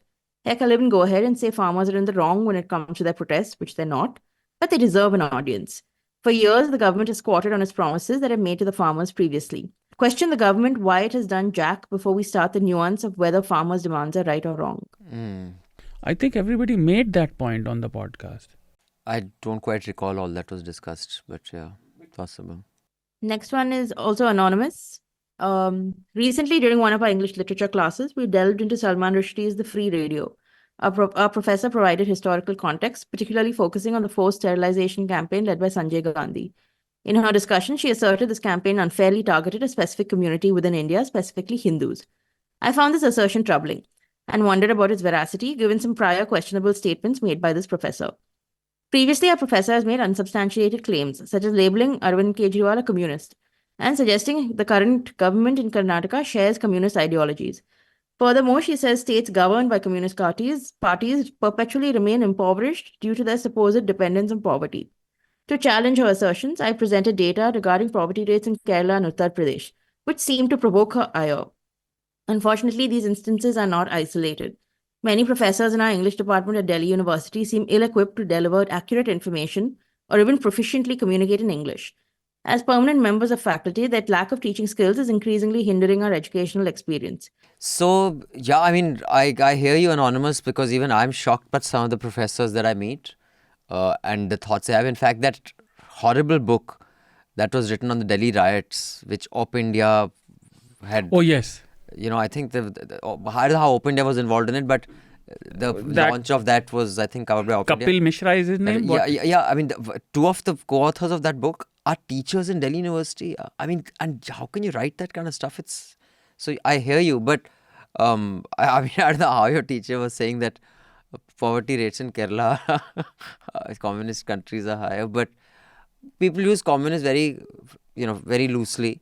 But just so that you can tell her that, in fact, Sanjay Gandhi was the closest there was to the RSS because he targeted a specific community, you're right.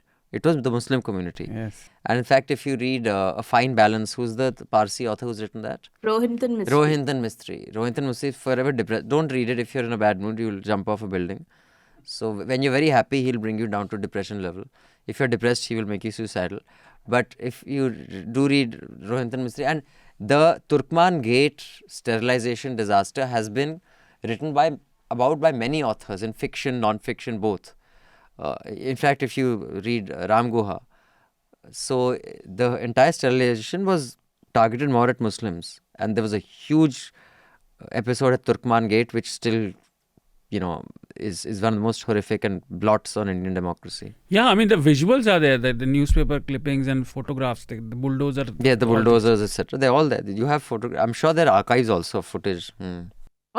So the saddest thing is this is not about facts. No, I understand like a well-intentioned student trying to explain that, well, you're saying communism is responsible for X and Y and then giving you data, but that is not what your professor clearly wants to hear. Yeah. They've sort of bought into the idea of commie as an insult, secular as an insult. So I'm assuming that is where she is coming from. Yeah. But I think also, like syllabuses are now changing, textbooks are being rewritten, so you'll see a lot of it. And the additional heartbreak, at least for me, is like there are so many talented people who don't have work. And these nut jobs are sitting there. Correct. In fact, someone had prepared that grid of all the propaganda movies that have come out, from Kerala story to now Bastar story to this file to Tashkent file to Ye file. They're just one after the other, all these. In fact, we should do an awful and awesome of the propaganda films of the last 2 years. Yeah. The new one is coming, no? The JNU, Jahangir University one. The JNU. Yeah, correct. They released the poster for it. Amrit, whatever, Chef Ali Shah's husband is. I saw the poster, it was like. It's Piyush Mishra is associated with that film, yeah. The biggest revolutionary of the 80s and 90s of Mandi House. Yahan baith ke kya he's written plays and books about Bhagat Singh and Jab Sheher Hamara Sota Hai. You hear the lyrics of Gulal. It makes your hair stand. And then it is entirely a call out of, the whole Jab Sheher Hamara Sota Hai. The whole song is about how when revolution came and people were dragged out of their houses and killed, and they were like, why us? They say, because you were sleeping when all this injustice was happening. Now you pay for it with your blood. That guy now is a ass kiss of Modi. So, dude, everyone has changed, yeah. I mean, I knew him when he was here famous. I'm ashamed of Piyush Mishra. I mean, how people have paltoed. And money makes you do that, yeah. He's starring in this movie. Yeah, apparently. Anyway, next letter is from Shashwati. Very short. Hi, NL. Lots of us have abandoned Twitter/X for Blue Sky. The musky, mucky smell of X is too much for us. Could you guys please at least post your links on Blue Sky? Oh, interesting. We shall tell Shwet, our young social media head. He has one more social media platform now to take care of. I've never even heard of it. Have you? I've heard of it, but you know me, like I don't like interacting with people. This letter is from Bandana. Hi, NL team. Very disappointed with the discussion on electoral bonds in the last Hafta. The panel had done no homework. The Supreme Court never ordered the matching of donors' bonds and recipients. Therefore, the very premise of the SBI's extension plea was based on an incorrect interpretation of the order. In fact, the gentleman from ADR on Hafta post the order had said people like them will do data analysis once it's disclosed by the SBI and EC. Also, someone from ADR was on Mojo Story along with Mr. Garg, where he mentioned the News Minute has already reported on 30 companies and their donation patterns. However, he said the same cannot be presented in court as the accuracy of the report cannot be validated. When people make such claims in interviews, it puts a question on the genuineness of the report as well as the news platform. You guys need to find a better way to present such reports to stakeholders like ADR and other social enterprises and activists. Also, you need to get Sudipto back. I didn't agree with some of the things he said, but he brought in new perspective and energy. We'll definitely get him back, but which Mr. Garg is this who said that it cannot be presented in court? So he was making a legal argument because we cannot ensure that this happened. We can only indicate a pattern. It's not an evidence. It cannot be presented as an evidence. Yeah, it can, but it's up to the court to reject it. Just because Mr. Garg said that doesn't mean it's true. I mean, when, I have been in court on several cases and there have been news reports that have been presented as evidence. The Libahan Commission, the Babri demolition, the most compelling evidence was news track tapes. So it really depends on whether the court takes it on. Just because Mr. Garg said that on Mojo Story doesn't make that true. So that is one thing. B, I hope, Vandana, today's Hafta made up for the ill-preparedness of last week's Hafta, since Mr. Chhokar, Dr. Jagdeep Chhokar came and told us all that the court had said, all that how it's interpreted, what they said. I think a lot of clarity was provided by Jagdeep sir today. Yes. I'm hoping. Yeah. Right. On that note, let's get the recommendations for the week. And if you have any feedback for us, you can mail us at podcasts@newslaundry.com. I repeat, podcasts@newslaundry.com. But better still, just click on the link in the show notes below. And there's a link that describes that this is for mails, subscribers' mails. Click on that. And that's a more efficient way of doing it. Jayashree, how about you? What's your recommendation for the week? Yeah. So first, since Raman sir is not here, I will recommend a movie that I watched on Mubi. So it's a very strange one. Honestly, it was a movie that I was like, I will absolutely not watch it. But then I was very drawn in. It's like an experimental Soviet silent documentary from 1929. I know I sound very pretentious, but like it's basically urban life in Moscow, Kiev, and Odessa. So it was just this man with his camera who was wandering around shooting stuff. And apparently, when he put it together, people were a bit like disgusted by it. And they were like, what is this nonsense? It looks like rubbish. But it's just basically like a day in the life. It starts with, scenes from streets and factories and labor, and then it moves to recreation, beaches. And then a soundtrack was added once the film was remastered. And the thing is, it's only 60 minutes long, but it's this very fascinating sort of glimpse into life in 1929 in Russia. And I think for me, the most shocking thing was that it was shot 100 years ago, but it also felt so contemporary, like almost modern. Our lives just seemed the same. I mean, also, of course, very different, all the rubbish, but it just seems so similar. So this is called Man with a Movie Camera by Dziga Vertov. My second pretentious recommendation, I'll explain it in some detail, but it's a very fascinating nonfiction book by journalist Vincent Bevins on the role of the United States in mass killing of communists, from Indonesia in the 1960s, the military coups in Latin America, from Guatemala to Iran to Brazil to Chile, whatever. So it's a very tragic, but also very thorough documentation of how like fledgling countries were just really not given a chance to sort of explore themselves, because at the time, anything that whatever they said, so they expressed very anti-colonialist sentiments at the time because they had just sort of gained freedom. But in America, a lot of that was construed as communist. So it was a very scorched earth approach by the CAA to annihilate all these countries. And there are these really amazing little snippets, like how the CAA was so angry with President Sukarno in Indonesia. So they brought in, and I lived in Indonesia, so I had a very for me, the stuff was just so fascinating. They brought in Bing Crosby to produce a pornographic film starring an actor who looked like Sukarno. And they showed him hooking up with a flight attendant who then turned out to be a member of the KGB. So that idea was that this was shame Sukarno so much in his home country, except in his home country, his sexual proclivities were a sign of his masculinity. So opposite. They misunderstood. And then there's also another great story about how Jawaharlal Nehru, he once hosted a young politician, quite unknown at the time, called JFK, who was traveling the world. And he came to Delhi and he had dinner with Nehru. And he was trying to ask Nehru, what is the deal with communism? And Nehru was a little patronizing. And he gave them a little lecture. And he said, communism offers the people of the third world something to die for. And that is why it matters to us. And it was just, so then young JFK went back home and he sort of revisited his ideas of communism. So just a fascinating book. It's called The Jakarta Method by Vincent Bevins. Yeah, so read it. Very good. Thank you. Shardool, what is your I recommendation had for an the week? abundance of recommendations today. In fact, I added one more during the conversation. So I'll begin with my personal thing. So 2 days ago, there was 20th anniversary of one of my favorite games, Monster Hunter. So you play Monster Hunter. It's a very skill-based game. Like the skill ceiling is really high. So one, that. The second is about Haiti.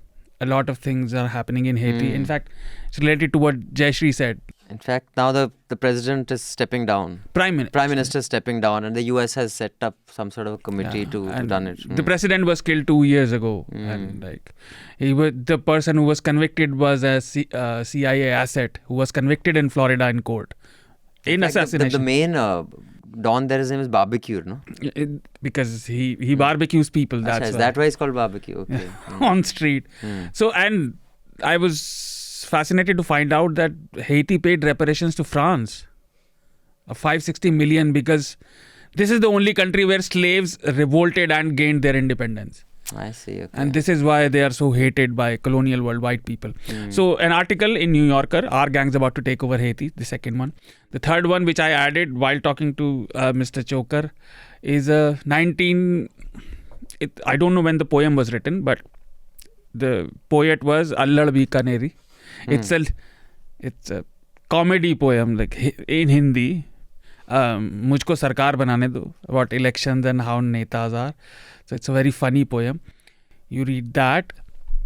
And one other thing I want to add is Chupke Chupke. I met a couple of people yesterday or day before yesterday who had never heard of the original Chupke Chupke, and they were talking the about film. Yes, The Dharmender Chupke Chupke. yes. Oh dear And God. they were talking about that the Shahid Kapoor Chupke Chupke, and we were sort of talking like lost in translation for a while, and then I said like, okay, this needs to be rectified, and I'm trying to find positive things in life because everything is so fucked up these days. So Should I mention now that I have no idea what Chupke Chupke is?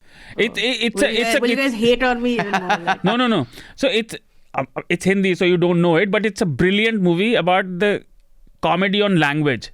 It's basically about it's a very Shakespearean comedy, whereas means to be or not to be. What was that? Just the way you like it. Just you like it. What was that? As you like it. As you As like it. You know, it's like one of those, the one person pretending to be another person and pretending to be a driver, but actually being a Hindi professor great and a fun. botany professor. So it's basically a mockery of a character in the movie who's the primary character, who's a language puritanical. He's a Hindi puritanical. Okay. So yeah. So these will are my make a 4 recommendations, and if I forgot the 5th one, I forgot it. So my recommendations are a podcast, the BBC podcast. This is on how to win an Oscar. It's, I guess something we kind of know, but it's just interesting to see when they give examples and specifically the entire campaign. It's like an election campaign. Running for Oscars is like running for an election. Yes. The budgets you have to make all those interview appearances, and because it's a voting process, right, by the Academy, so therefore you have to suck up to everybody. Wine and dine. And so that's why they And that's what Jimmy Kimmel also said in his monologue, right? He said, I know everyone's upset that Greta Gerwig didn't get a nomination for, Barbie Best Director, but you guys didn't vote for her. So it's on you. Yeah. So that is one. And the second is I highly recommend everybody read this Scroll report. It's basically based on the Pew Research. And it's just disturbing. And the number of people as a percentage who think that, India's okay as an autocracy or a dictatorship is increasing. It's not going down. Like, we are really going backwards, man. It is. I remembered my recommendation, and it was related to you. I forgot, and Jayashree will like it. So it's a Business Insider report, and the title is "Constantly pretending your boss's dumb jokes are funny can lead to emotional exhaustion and lower job satisfaction." Academics I are have found. to say something. No, I'm not trying to say आप कुछ कहने की कोशिश कर रहे हैं. This is literally. What are you insinuating? After this podcast, you're fired. Okay. But I was watching. On the contrary, here they make fun of my uncle jokes. But I was watching this video, and don't ask me why I was watching it, because I have no idea how these videos are suggested to you. But Gurmeet Ram Rahim Singh Insan's promotional videos from when he had, he released a film. Yes. OMG or whatever it was called. OMG. Nahi. MSG. Messenger of God. MSG. So he had done these video promotions of it. And I don't know why they were popping up on my YouTube. And dude, there is this one video promotion where I don't even think he's trying to I'm sure he wants to turn around and tell all those his insanis or his bachas. Anything he says, the whole bus starts laughing. And it's not even, there's no punchline. And I'm like, dude, this is like what the fuck? Creepy. It was. Are you saying you want us to start doing that to you on the podcast? You just say the word. But for that, I have to sit in sleeveless with hairy shoulders. So let me get there then first. And Good thing I'm remote. For the record, I find you funny. But this report is interesting. Like, you should read it. Right, yeah. These are my recommendations. But yeah, so on that note, thank you to the panel. Thank you, Shardool. Thank you, Jayashree. Thank you. Thank you to our producers, Aryan and Prashant. Was he here? I saw him hang around, but I don't know whether he's been involved in the production or not. Thank you to our sound recordist, Anil. And thank you for those of you who are subscribing. Hafta will remain free for another 2 weeks. This is the time you have to please recommend it to others, share it with as many people as possible. And then we'll put it behind the paywall.